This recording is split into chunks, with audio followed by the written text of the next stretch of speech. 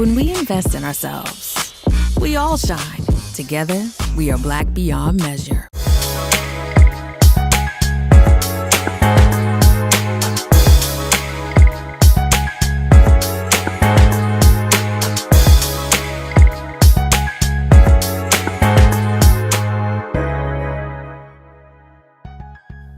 I'm Deborah Owens, America's Wealth Coach, and it's time to get wealthy.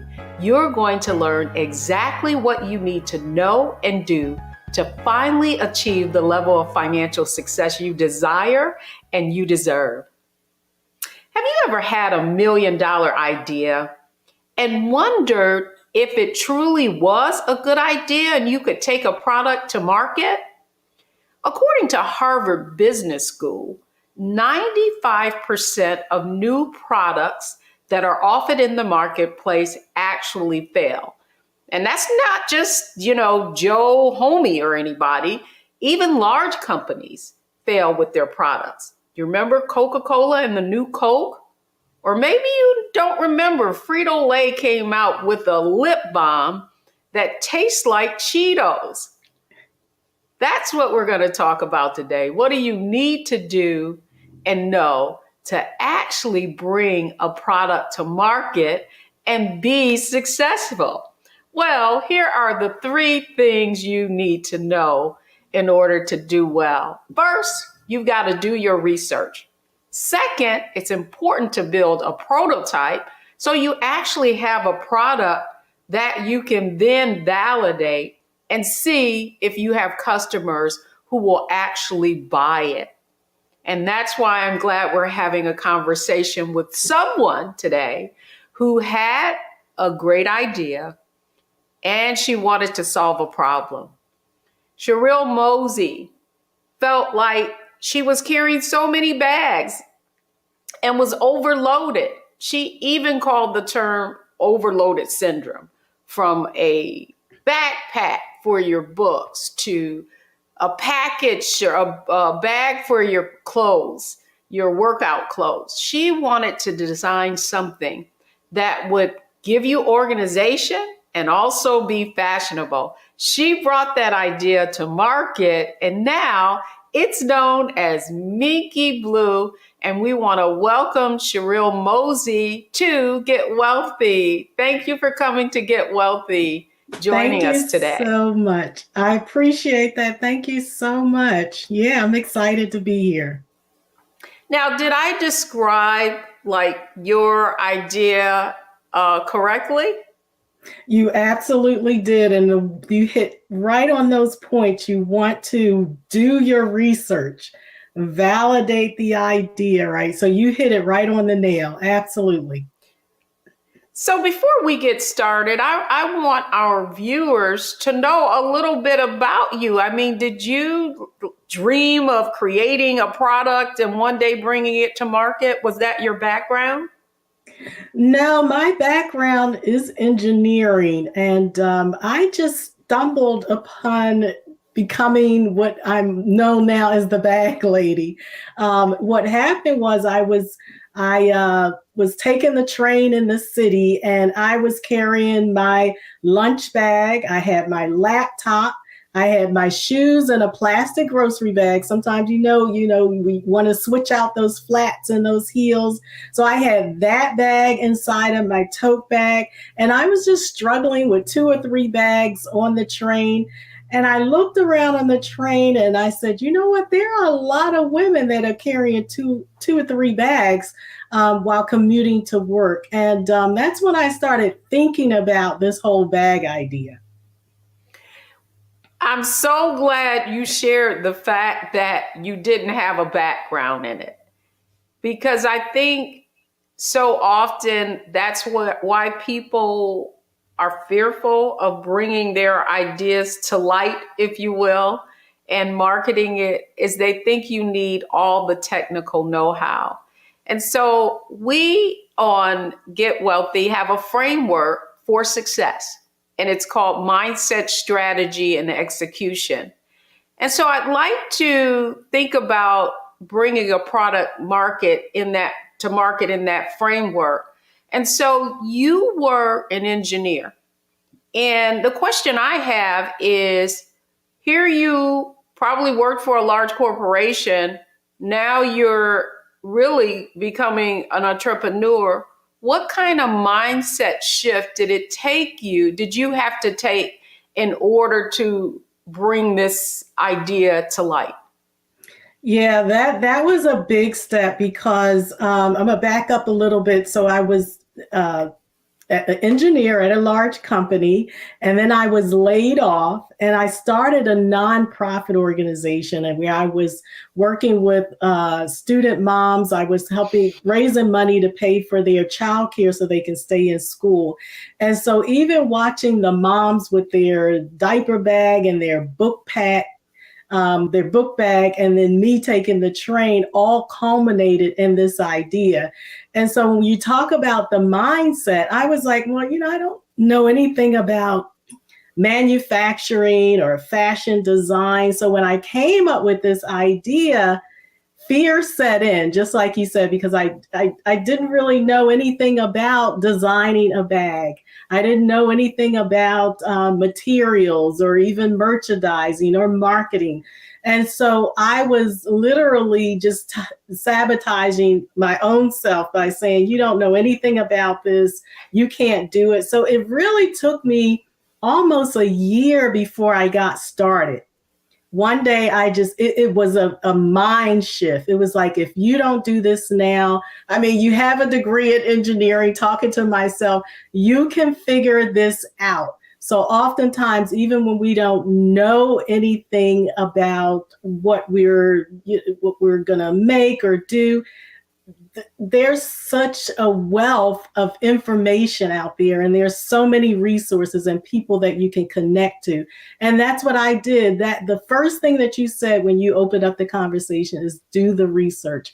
So that was the point I started it. If I didn't know anything else, I knew that I could start with doing research. So that leads me to another question that I'm sure someone who is thinking, well, she was an engineer and she's bringing a product to market. She knows how to figure things out. Do you feel like your engineering background gave you an advantage?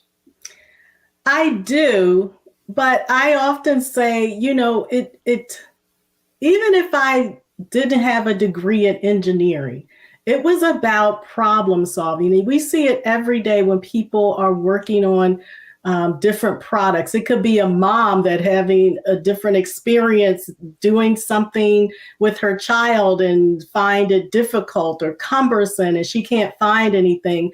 So she makes this product. So it starts with the mindset, because like I just said, I didn't know anything about anything, but it was about problem solving. And so I try to break it down to the smallest thing possible that I could do without having any education.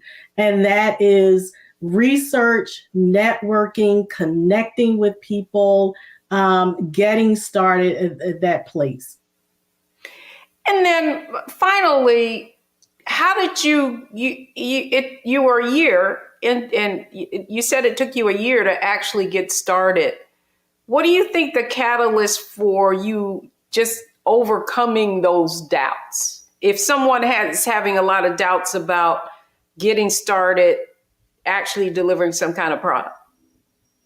Yeah, I was thinking, yeah, so my mother would always say to me when I was younger, nothing beats a failure but a try. And I figure if I never even tried it, I don't want to wake up one morning when I'm much older and regret that I never even tried. If we don't just step out on faith and just give it a try, we'll never know if we'll be successful.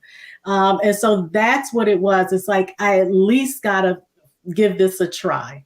So that's really what pushed me, and the fact that if I don't do it, somebody else will. Because oftentimes, we think alike. We all have the same type of problem. So if I don't do it, someone else will do it.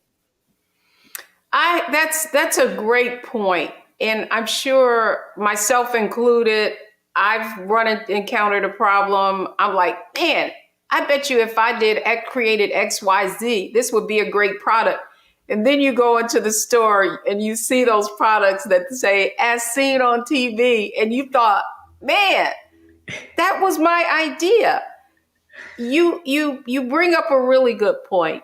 And that's all of us can have great ideas. And yet we don't follow through. I was reading this book called Big Magic. And it was by the author that wrote Eat, Pray, Love. And she was talking about a book that she had started writing. And long story short, she lost the book because of some kind of circumstances. And then she was talking with one of her mentors, and her mentor was telling her about this project that she was working on. And it literally was the same story. Wow. And so, it's like opportunities aren't lost. They just go to other people. And so in our next segment, I want to talk about the second piece of the framework of mindset, strategy, execution, and that's strategy. So you got over the doubts, you got started. Next, I want to talk about what you did to really begin to figure things out. So don't go anywhere, folks. I'm talking with Sherrill Mosse of Minky Blue, who has now created an organizational fashion bags of all types. And you can find them in stores everywhere, in particular Macy's. So when we come back, we're talking about strategy.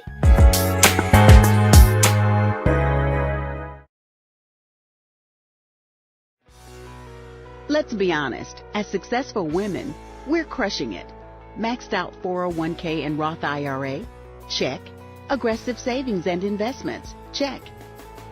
Yet, the freedom our success was supposed to buy can leave us stuck on the six-figure hamster wheel, watching retirement slip further down the road. There's another way. Get coaching courses and community at wealthyu.com.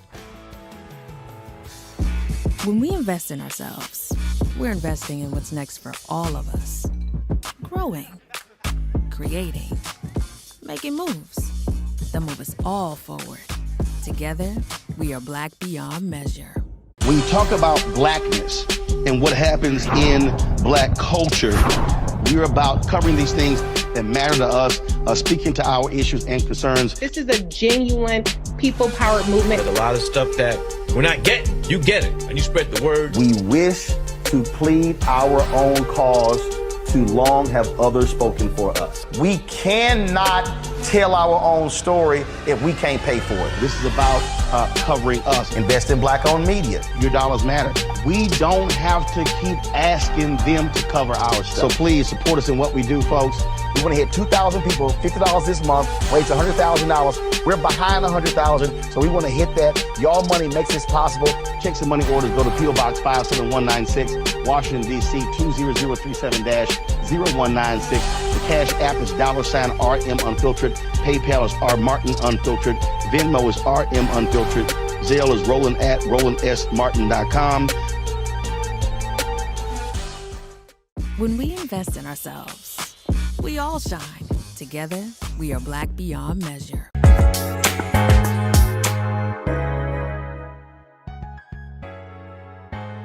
Welcome back, everyone. I'm Deborah Owens, and this is Get Wealthy, and we're talking about getting wealthy by actually creating a product to do so. Our guest in my conversation today is with Sherrill Mosse, and she's talking about how she brought an idea to light, and now you can find it in stores. So, Sherrill, the next part of this framework is strategy.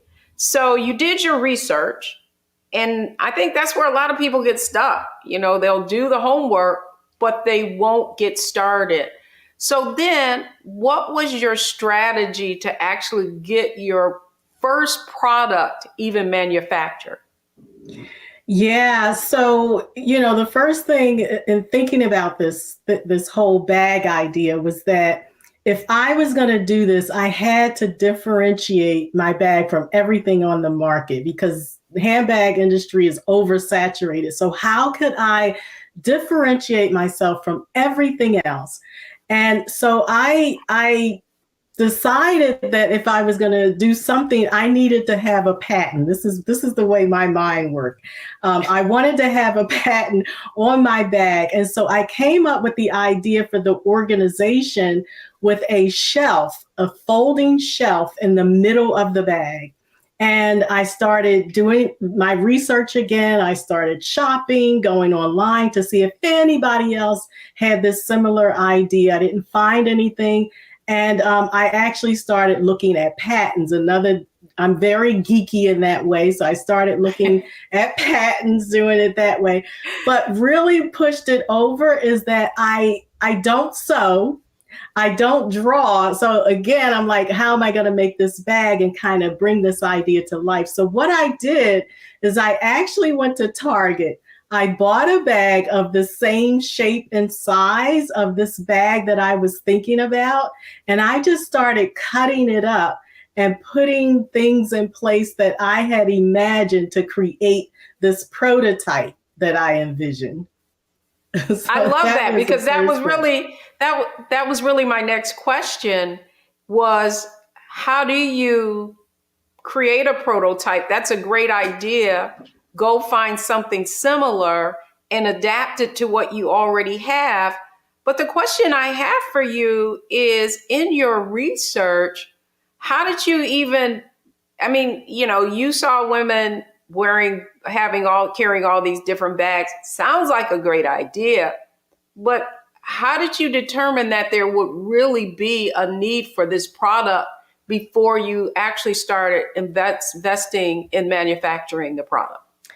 Yeah, so when I came up with my prototype, I started sharing it with people that I knew that was in my circle. And then I applied for what is called a provisional patent, which allows you to have patent pending, but it also gives you 12 months to kind of test out your idea before you apply for the full patent. So when I did the provisional patent, I started sharing my prototype to other groups of people that I did not know. I started thinking about, what do we carry in our bags oftentimes, what do we carry during the day, and how can I organize that in this new type of bag? Because it's really, figuring out the differentiator in the bag. And just started sharing with people. Oftentimes we don't want to share ideas because we say, right, somebody's going to steal our idea. But at some point you have to share it to validate, like you said in the beginning of the conversation, to kind of validate your idea, what it is that you're doing. Great point. And in all of that, you said that you started sharing it with other people. And I often think of focus groups, right? Yep. Many companies do focus groups, whether it's on customers. And I wonder if you had a test market group and if you were able to get, when you got feedback, did you incorporate it? How did you know that it was something that maybe could enhance what you were trying to accomplish?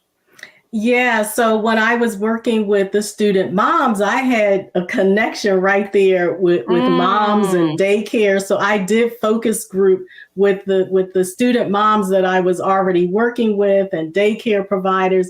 I absolutely incorporated their feedback into the bags. When I first started, I started with the diaper bags because it made sense with the type of work that I was doing in my nonprofit.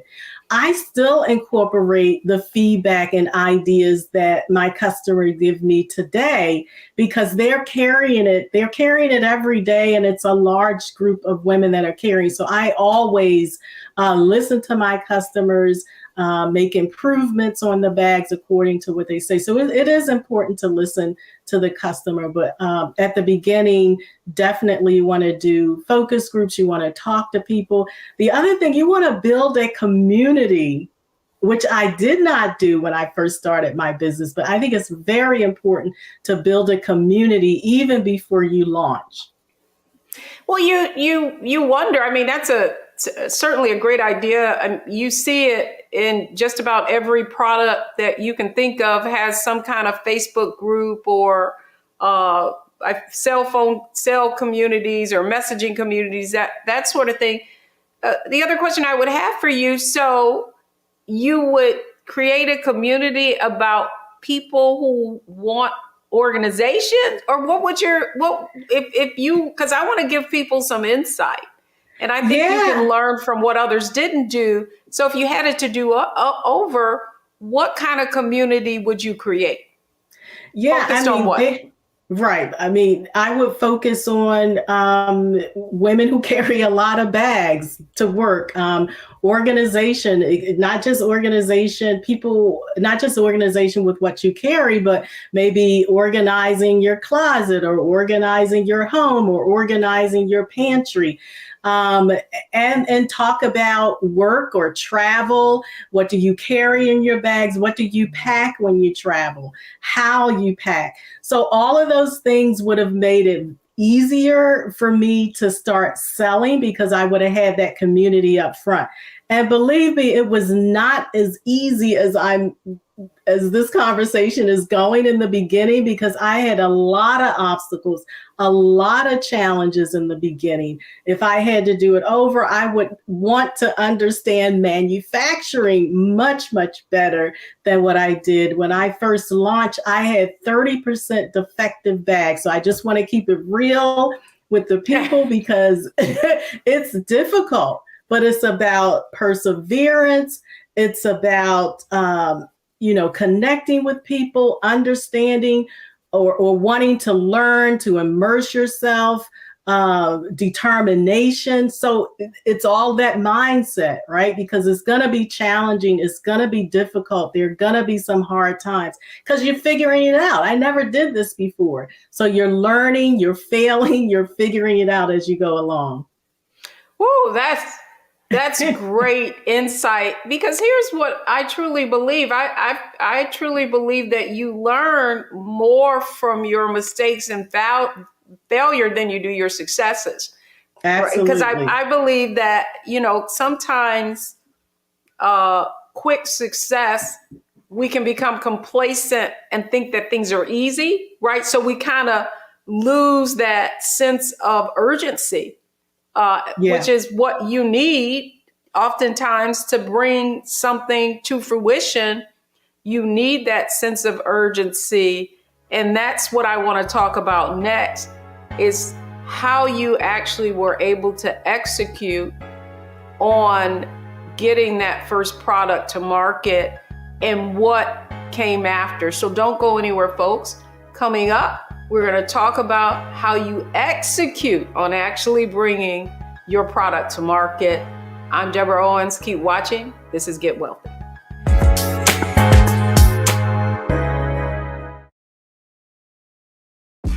When we invest in ourselves, we're investing in what's next for all of us.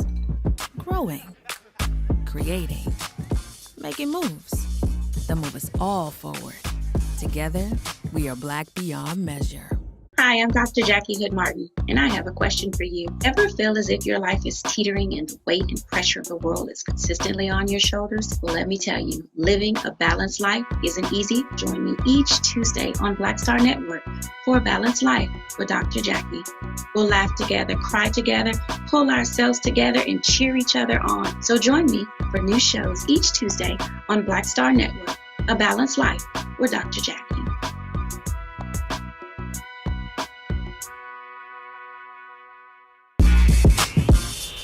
When we invest in ourselves, our glow, our vision, our vibe, we all shine. Together, we are Black beyond measure.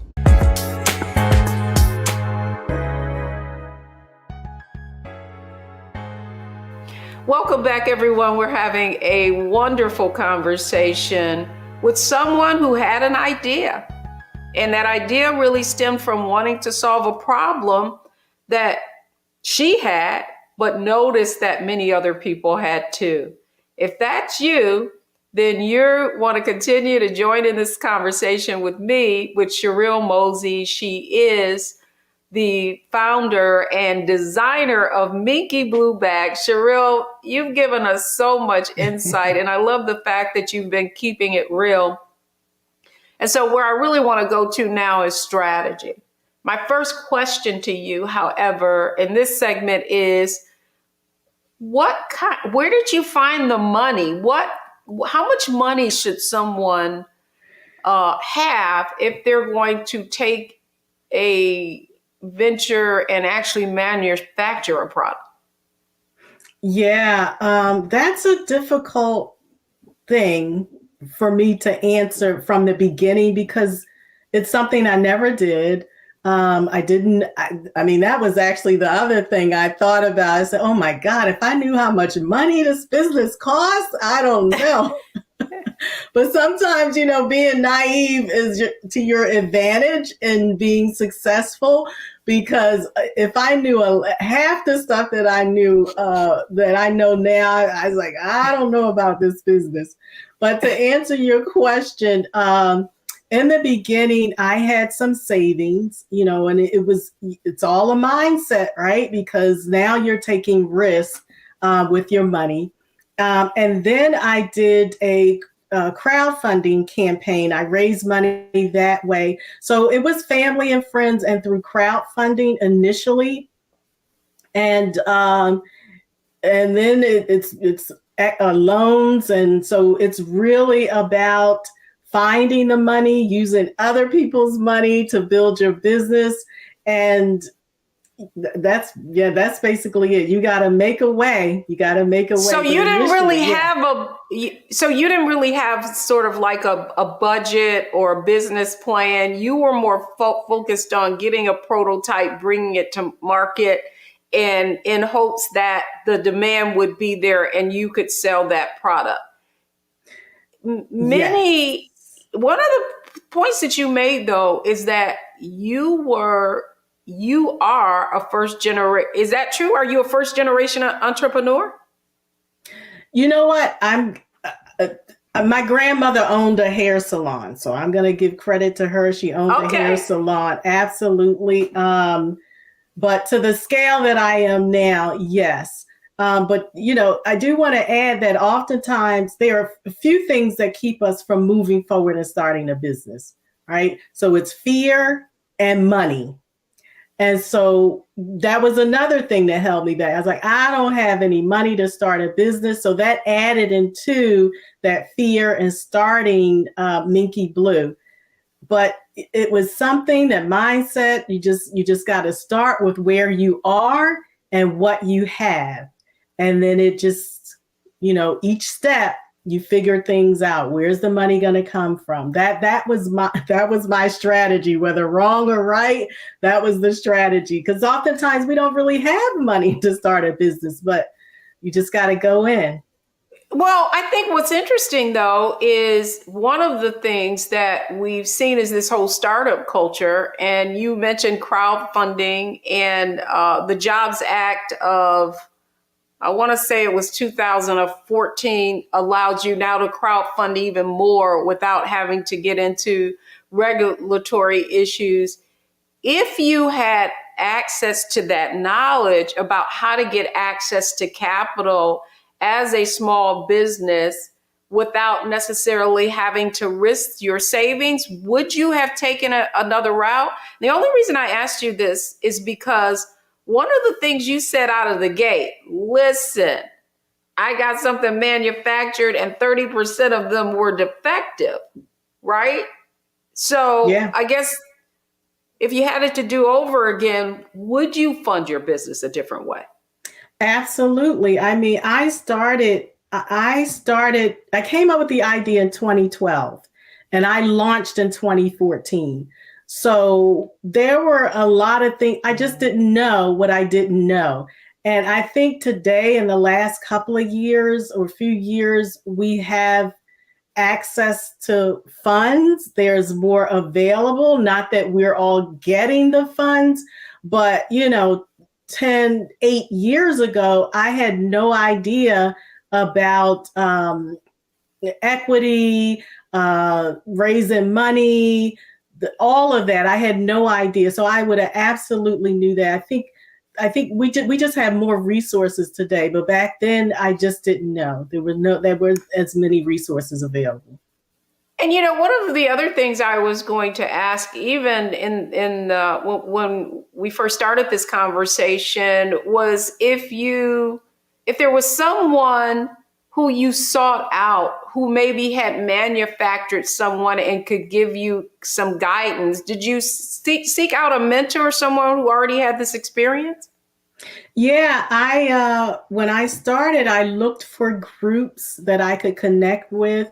And one in particular was SCORE. People may be familiar with SCORE, but it is funded by the SBA. They're across the country, and they are a group that will match you with mentors.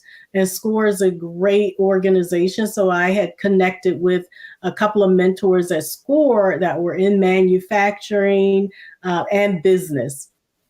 So that was very helpful. So give us a sense, though. You had this idea, 2012, you launched in 2014. So you're a 10-year overnight success, right?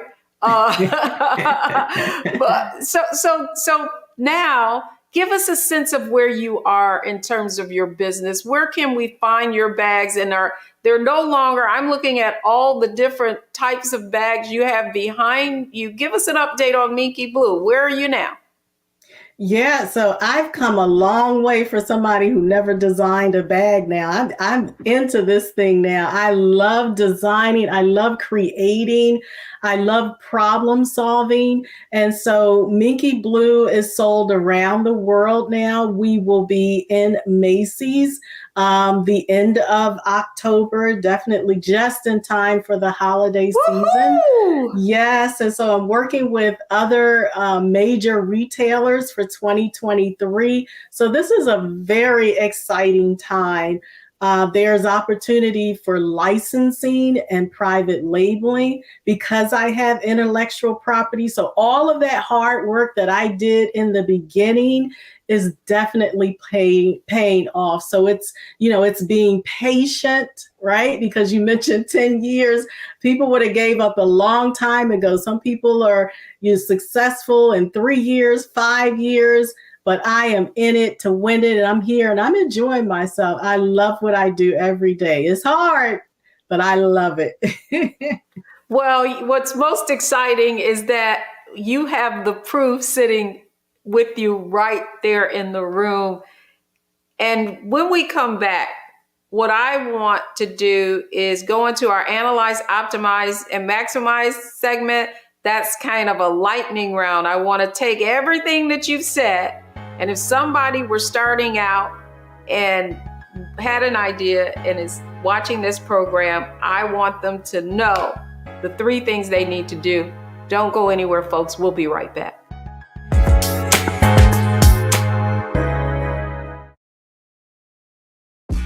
When we invest in ourselves, we're investing in what's next for all of us.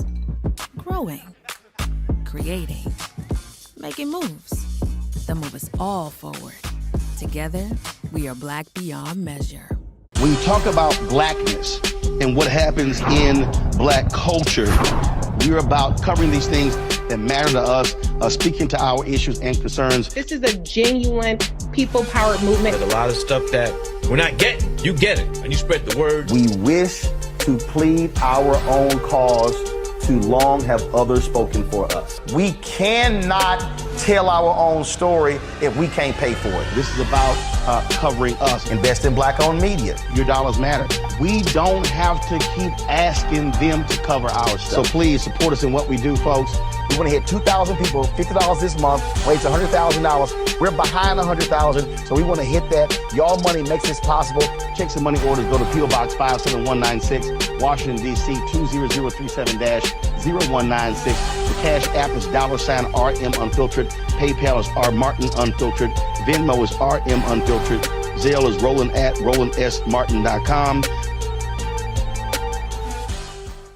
When we invest in ourselves, we all shine. Together, we are Black beyond measure.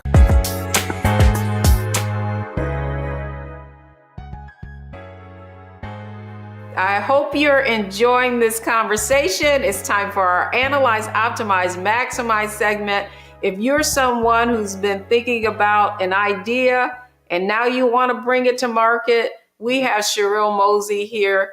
She is the designer of Minky Blue bags. You heard her. You can see her bags all over the world. So let's start there, Sherrill.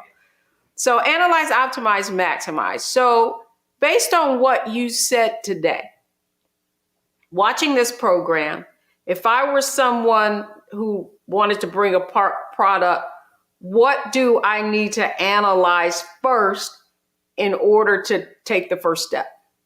So we've been saying it all along. It's about research. You want to see what's already on the market, and you want your product to be different. What differentiates your product from everything else on the market? Love it. Yeah. Go ahead. So the second thing I would actually do, and this would be different from what I did when I started, is to build that community. So start talking about your product or your idea, or talking to people who are going through the problems that you're trying to solve. So that way, when you launch your product, you'll already have customers at hand. Oh, that's a great idea. And because that brings me really to optimizing. You say traditional marketing has been word of mouth, advertising, which could be very expensive. But your point is, if you could optimize that by already building a community around the product that you're and the problem that you solve, you probably can use that community for a number of things. You had a little community being in that high school with those pregnant moms, and that you could test ideas with. So great advice. And then even as you're manufacturing these products now, and they're in stores around the world, and now you've got a huge customer like Macy's. How does social media and marketing play a role in what advice would you give our viewers about using these social media platforms to help you be successful with the product? Oh, yeah. You know what? I shied away from social media for so long. Oh, my God. But it's so important. That's where your people are, on social media. So first you find your platform. Where is your target market hanging? Because you may not need to be on all of the platforms. So you can pick your platform where your demographics is hanging out. And then the key is to be consistent. That's where we fall off. I fell off, but I'm on it now, is you have to be consistent. I love it. Well, you know what, to that end, and give us a little inside baseball. When you looked at what you were selling, what was the ideal product platform for Minky Blue? You know, right? It's Instagram and TikTok. And what I love, what really has helped my mindset with being more consistent, is that the reels, they are so short, 15 seconds, 30 seconds. And I'm like, oh my God, I don't even have to talk through this. But what's important for my product is that I have to demonstrate. And so I do these very short reels where I'm demonstrating the product, because again, I need to show how it's different from everything else on the market. So we on Instagram, a couple of months ago, we went viral. One of the videos picked up steam, and over 20 million people saw that thing. And I was like, oh my God, this is awesome. And TikTok, we did the same thing. Yeah, so my people are on Instagram and TikTok. So that's where you'll see me hanging out. I might do a little dance, but I'm always showing you a bag. I love it. You know, you've given us a wealth of information today, Sherrill Mosse. I am just so excited about your growth. We met each other years ago, and just to see what you've been able to accomplish and how you brought this idea to life and now is so globally. It's so amazing. Just leave us with a closing comment. Oh, thank you so much. All I would say is nothing beats a failure but a try. You just got to get out there and give it a try. That's great. So when we come back, the 3 takeaways from today's show.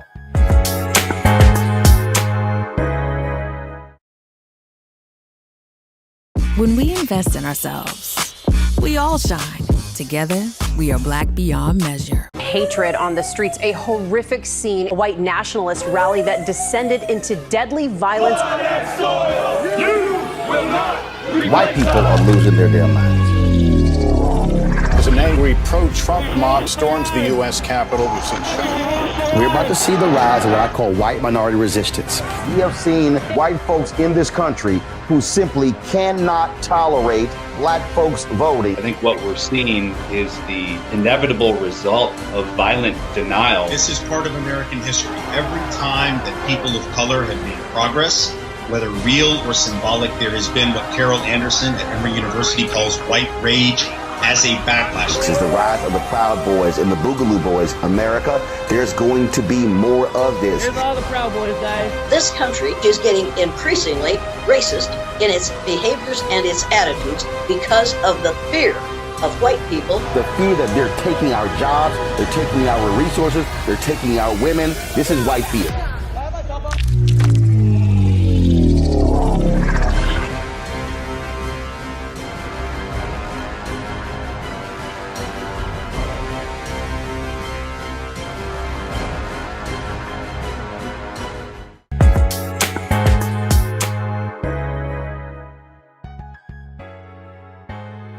Well, I hope you enjoyed Get Wealthy. It was all about bringing an idea to life, and that's certainly what Sherrill Mosse of Minky Blue has been able to accomplish. So here are the 3 things that you need to take away from today's show. Do your homework. You heard it. Research, and make sure that you're differentiating your product from others in the marketplace. Second, create a prototype or product. You don't have to be a master sewer or know everything you need to do. She shared how she took something very similar and made a prototype out of it. And then finally, guess what? Your product means absolutely nothing if you don't have any customers. So make sure you validate your sales. But that last tip also means you might want to go ahead and start that community. Thank you so much for joining us on Get Wealthy. I'm Deborah Owens, America's Wealth Coach. You can watch us only on Black Star Network.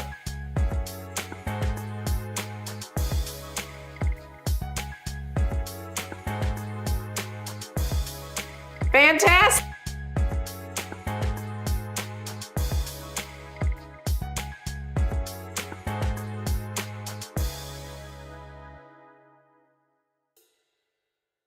When we invest in ourselves, we all shine. Together, we are Black beyond measure. When you talk about blackness and what happens in black culture, we're about covering these things that matter to us, speaking to our issues and concerns. This is a genuine people-powered movement. There's a lot of stuff that we're not getting. You get it, and you spread the word. We wish to plead our own cause. Too long have others spoken for us. We cannot tell our own story if we can't pay for it. This is about covering us. Invest in black-owned media. Your dollars matter. We don't have to keep asking them to cover our stuff. So please support us in what we do, folks. We want to hit 2,000 people, $50 this month, raise $100,000. We're behind 100,000, so we want to hit that. Y'all money makes this possible. Checks and money orders go to P.O. Box 57196, Washington, D.C. 20037-0196. The Cash App is $RM Unfiltered. PayPal is R Martin Unfiltered. Venmo is RM Unfiltered. Zelle is rolling@RolandSMartin.com.